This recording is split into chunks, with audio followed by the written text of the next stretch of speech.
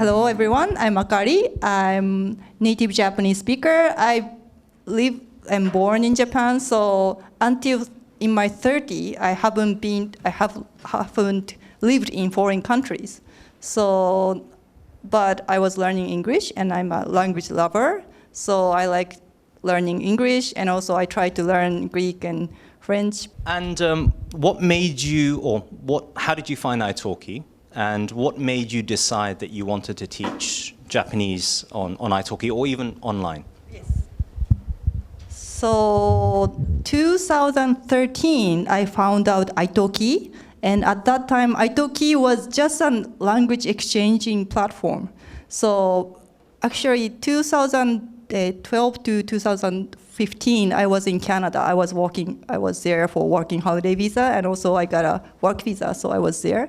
But before I went to Canada, I wanted to improve my English. So I registered Itoki to exchange my language to English people who wants to learn Japanese. So I thought, like, wow, what a good platform.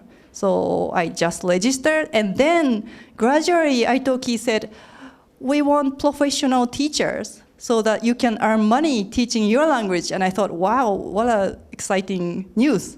So I said, yes, I have a certificate. I have experience of teaching Japanese. So can I teach Japanese online? And which is, nobody does that around me at that time. So I was so excited, and I gradually started. And I still remember the first student I got when I was in Canada, but he was in America. I think my first student is American young man. I think in his 15, 19. I remember he was very young, and I was so excited. I enjoyed my lesson, but I got paid, so I was so excited. Yeah. And after you've had your first lesson, what was your initial experience like? Because you were dealing with, obviously, a lot of foreigners. I assume that maybe they were learning Japanese at a fairly beginner type level. Maybe can you mention, were there certain common problems, or were there certain common difficulties that maybe American or European students had, and what those issues were? And as a teacher, how did you help them to overcome those problems?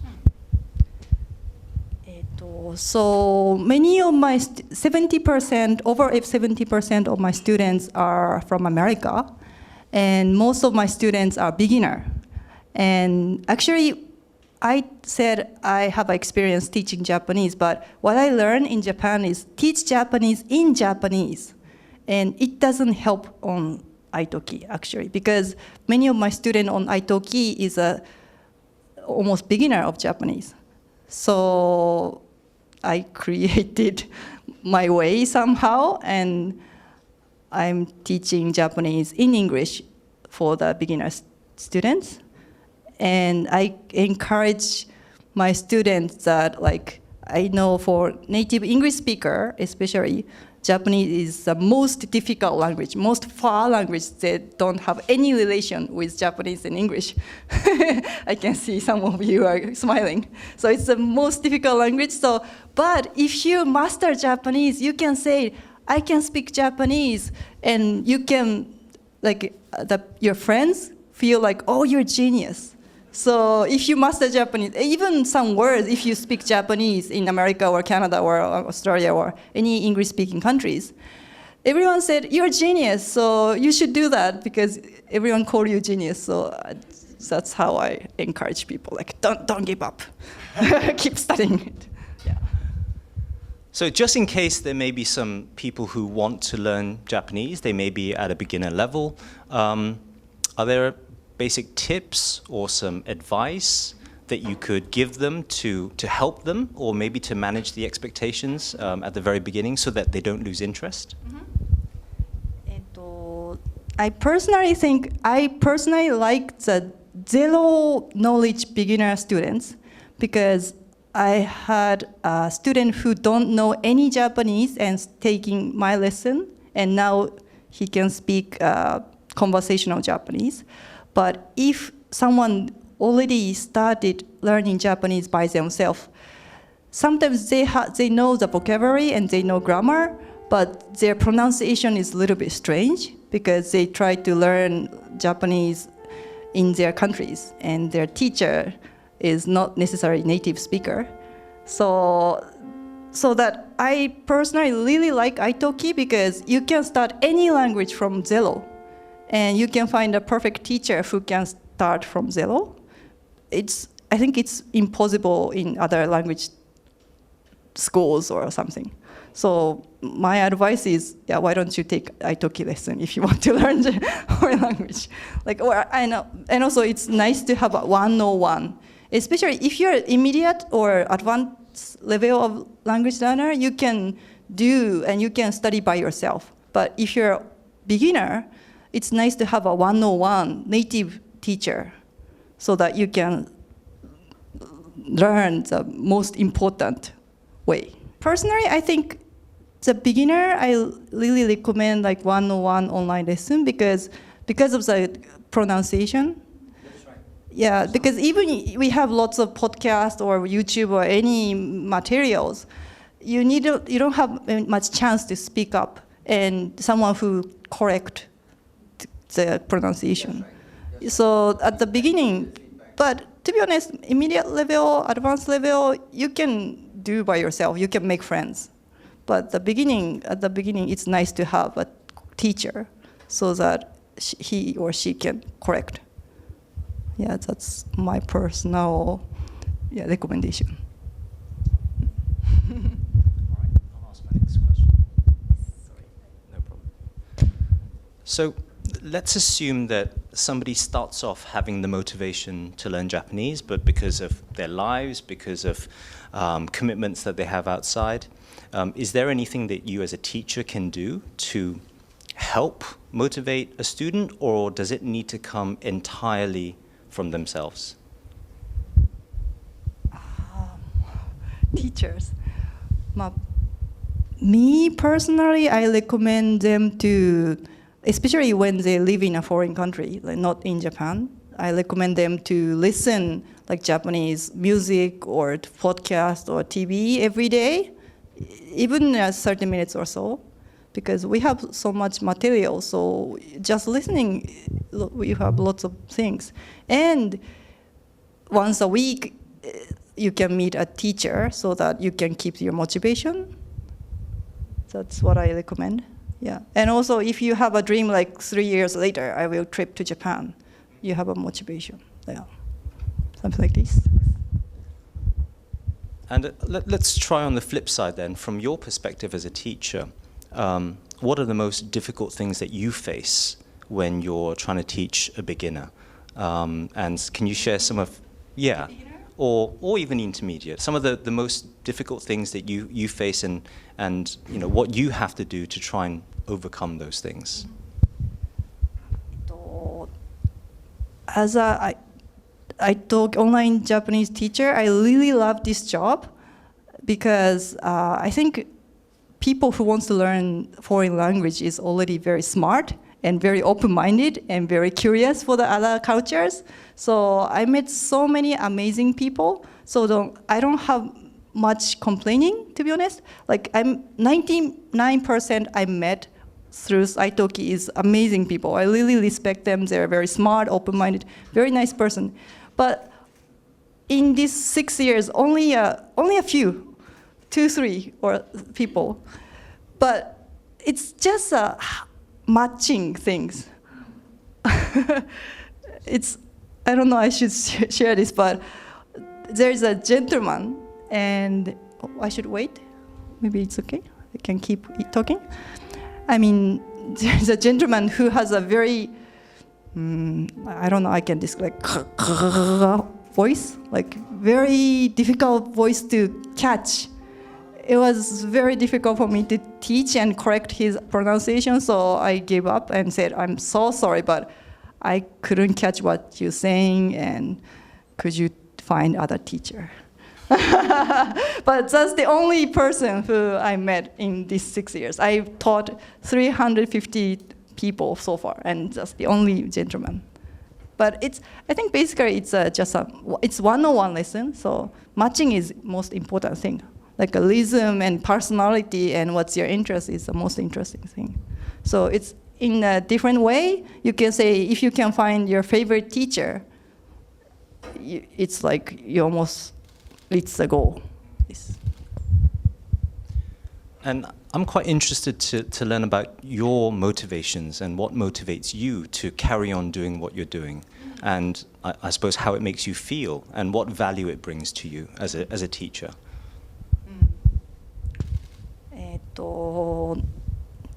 Actually, I feel like this Itoki teacher is my calling. I feel I really love this job because, even I'm wearing, I'm sorry to say, but even I'm wearing pajama, even I don't do any makeup. I mean, I wash my face and I somehow do like a little bit, and not the pajama, but can be t-shirts sometimes, but can be casual. And my bed is here. I just wake up, and next to bed there's a desk, and just show up, open the laptop, and said hello and good morning, ohayo, and I just can start my lesson. And my commute is 2 steps. What an amazing job, is one reason. The second reason is, of course, like I said, I met amazing people through this website. And the amazing thing is, among 350 people, almost 30 people visited me in Kyoto, actually. And I'm actually doing a tour guide in Kyoto too. I'm an English-speaking tour guide. So they took my tour sometimes.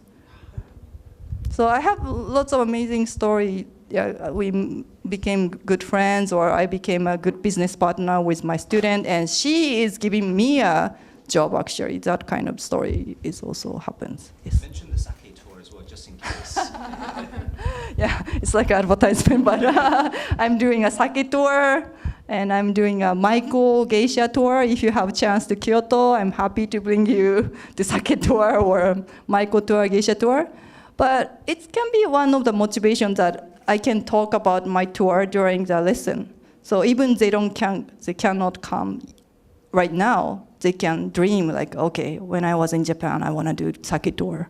I want to visit this place. And that can be a good motivation for the student, I believe. I met a lady, one story is I met a lady called Elizabeth, and she was from America, and she's come to Japan for the job, and she stayed in Japan about a year. And I thought, oh wow, it's a long-term vacation. She was doing job at first, but she's taking a vacation, and she's been here and traveling around Japan for a year. So I thought, wow, it's long. And then she went to Japanese language school, and she was taking my lessons too. But 1 year later, she said, like, I built my own company in Japan. And I think you know that in Japan, immigration is a little bit difficult, and getting visa is difficult. But recently we got a new visa, entrepreneurship visa, and my friend Elizabeth hired a lawyer, and she did lots of good paperwork, and she got entrepreneurship visa, and she built a company, tour company, that she can bring a tourist to the Japanese rural area, or like a very unique area, which she focused on the art. So she will bring to the Setouchi art islands or that kind of unique places. And now she's very successful, and when her customer come to Kyoto, she is giving me a customer, and I'm doing a tour for them. So now she's giving a job, so it's opposite, but it's really amazing. So yeah, that kind of thing happened. And the other one is from 4 years ago, I was teaching a girl, a 14-year-old girl. She lives in Sydney, Australia, and she was start taking my lesson from junior high. And 3 years, once a week, she was taking my lesson, Japanese lesson. And now she studied abroad, and now she is in Okayama. and she's enjoying high school life in Japan. So I haven't met her in person yet, but I want to see her. Yeah. That's my story, yeah. So it sounds to me that the personal connection actually seems to be very, very important. It's not just the teaching, it's not just the professional job, it's also that human interaction that you get. So can I say that that's a motivation for you, mm-hmm. that because you want to connect with more people? Okay. Of course, it's nice to get money, but it's not only money. It's more about connection, making friends, and yeah. Even not only making friends, I made a business partner. And yeah, I had a very good friends. I mean, in all over the world, so it's really nice. When I started teaching on Itoki, there were only 7 Japanese teachers. I think there are 7, or I can count, only 1, 2, 3, 4, and I'm the 7th or so. So only a limited number, and now we have 300 Japanese teachers on Itoki. So yes, very competitive. And I know what you mean, there are lots of attractive profile photo. But I feel like I have to make a difference. I want to make a difference. What's my unique point? So in my case, I'm living in Kyoto, I'm doing a tour guide job, and also I'm interested in entrepreneurship kind of things. And I want to help, like I said, Elizabeth's story, I want to help people who wants to live or work in Japan, not only teaching languages, but if my student said, I want to live in Japan, I want to provide information how to get jobs in Japan or something like that.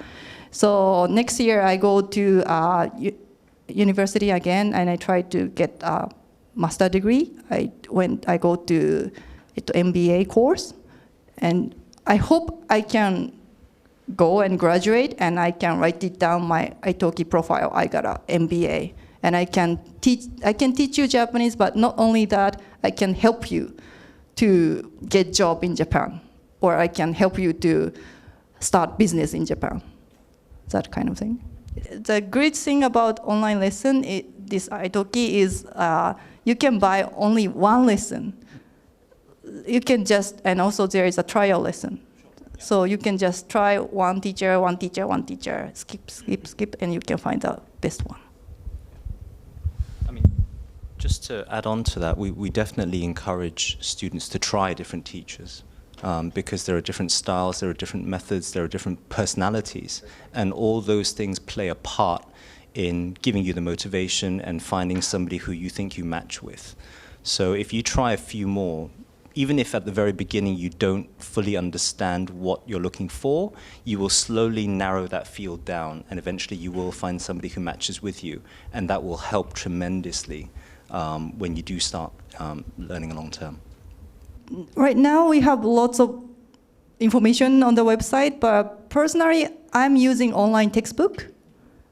And also, I'm using online textbooks 30 minutes, and then for intermediate and advanced student, we listen Japanese song, one song. And I just check the important song phrase, pick up one song phrase, so that more we do, they feel like, oh, today I can pick up 2 words from the song, and today we can pick up 5 words. So they can see the improvement, and it can be a 1 hour lesson. 101 is a little bit too long, so I want to take a break by listening song, and then I go listening, and then I do conversational first, and listening songs, and then grammar. And then the review again, the conversational review again. So this kind of thing, you can think about what balance is student like. This might just my way, yeah. When you look for a teacher in Itoki, you can search for the language that they teach. You can search for where they're from, and you can also search for what other languages they speak. So you could first narrow down your criteria by selecting, obviously, English. If, for example, you wanted somebody with an American accent, you could choose somebody from the US, or if you wanted the UK, and then you could add in Japanese as an additional spoken language. And I can guarantee you that, yes, we definitely do have teachers like that. It's just a case of finding one that you feel comfortable with and then giving them a try. Yeah. Can I answer that too? Sure.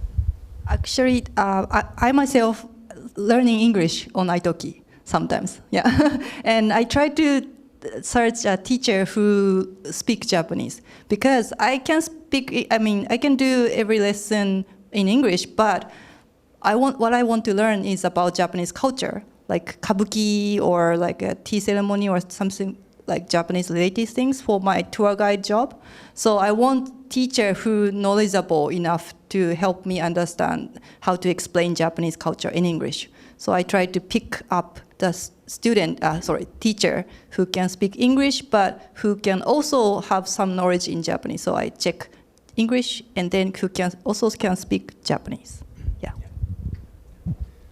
We definitely do have, I've interviewed myself at least 2 English teachers who actually live in Japan. And they've been here for, some of them have been here for more than 10 years. So they're fully immersed in the Japanese culture, and they're teaching English here. But they at the same time, some of them also take Japanese lessons. So maybe I should introduce you to some of them. Yeah, thank you. I don't know, but online language is not yet that popular in Japan. Yes. And I don't know, if the company pay the money for the language school, maybe the company wants to pay money for the language school whose teacher is wearing suits, more formal, so that they feel like, okay, by paying money, my employee is improving their language skill or something like that. Because, like I said, if teachers show up wearing T-shirt, they don't want to pay money. I don't know. And also, technology. Japan is many people have an image that Japan have a lots of advanced technology country, but actually it's not necessary it is, but because you realize when you land in Japan, there's not enough Wi-Fi, not Wi-Fi everywhere. Yeah. So it's like lots of gap. Yeah. I used to live in Canada, and in Canada, I feel like even elderly people, they're more capable for using technology. So the gap is a little bit smaller, but in Japan, it's more bigger. And I don't know, technology related to English language so that it's easier for them to adapt. And if you translate in Japanese, sometimes the word is a little bit complicated, or everyone don't have internet connection, or sorry, I don't know exactly, but yeah. Sorry, I'm not sure. And the second one is for the advice for the Japanese. Well, I'm saying what are the benefits of learning online? Do you think it's better for them? Yes, definitely better because of the many reasons. One is reasonable price, because if you go to the old-fashioned one, you pay the entrance fee, and you have to buy 4 lessons at a time or 1-year lesson at a time, even you don't know it's a good or not. But online lesson, you can start from buying 1 lesson, so reasonable, and also you can choose from many teachers. And also, you don't need to worry about the weather at all. Yeah. Even it's raining or storming or anything, you can do lessons. And even I have a cold 2 weeks ago, and I was coughing a little bit, but still I can have a lesson because I was just putting, some towel and I was doing lesson. But if I do lesson on one face-to-face, I don't want to do that because I don't want to give my code to my student. But online, it's okay.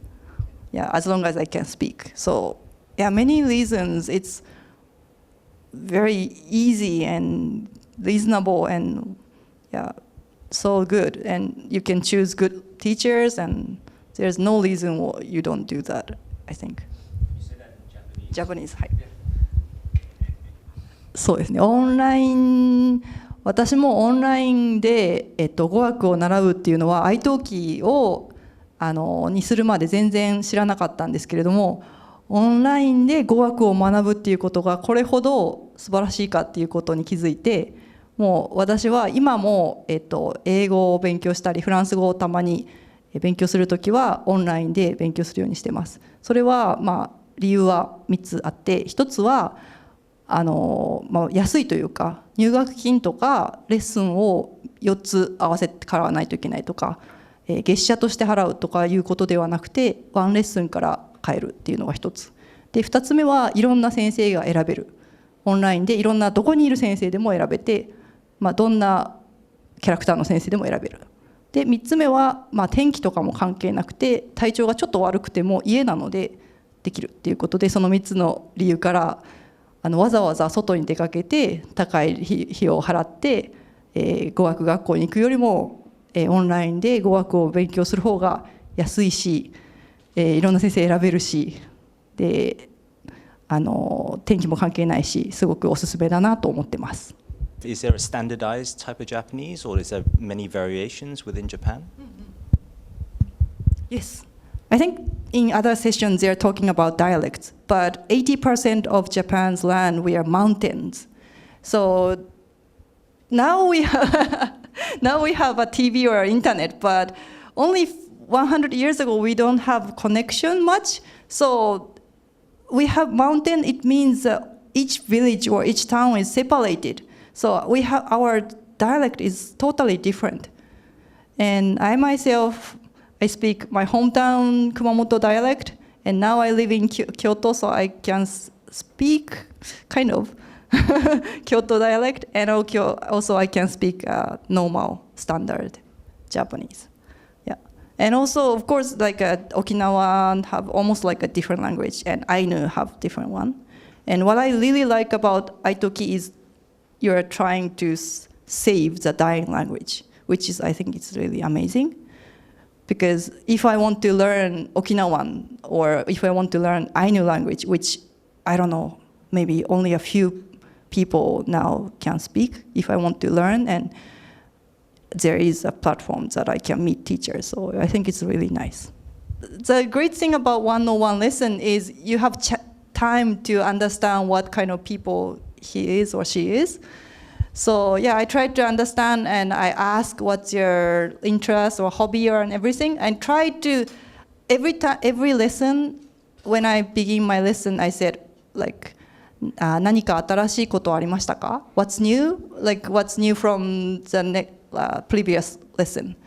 And at first they're answering me in English, but gradually they start adding some Japanese, like 昨日美術館に行って楽しかったです or something like this, and it's getting longer. So when I ask that kind of question, the second question I ask is about their hobbies or their interests. Like if the student interested in anime, I try to ask, I don't know anything about anime, but I try to say どんなアニメが好きですかとか or something related to their interest. As a teacher, I try to speak a little bit slowly, clearly, and also if I have some dialect, so I try to speak standard one, because many of my students want to learn standard first, and then you can learn any dialect you want. But yeah, because if I teach like "mokate makka, bochi bochi denna," no one will understand. Well, thank you very much, Akari. Yes, really thank you very much. appreciate you Thank you coming for today. coming. Thank you, and thank you all for participating. Thank you.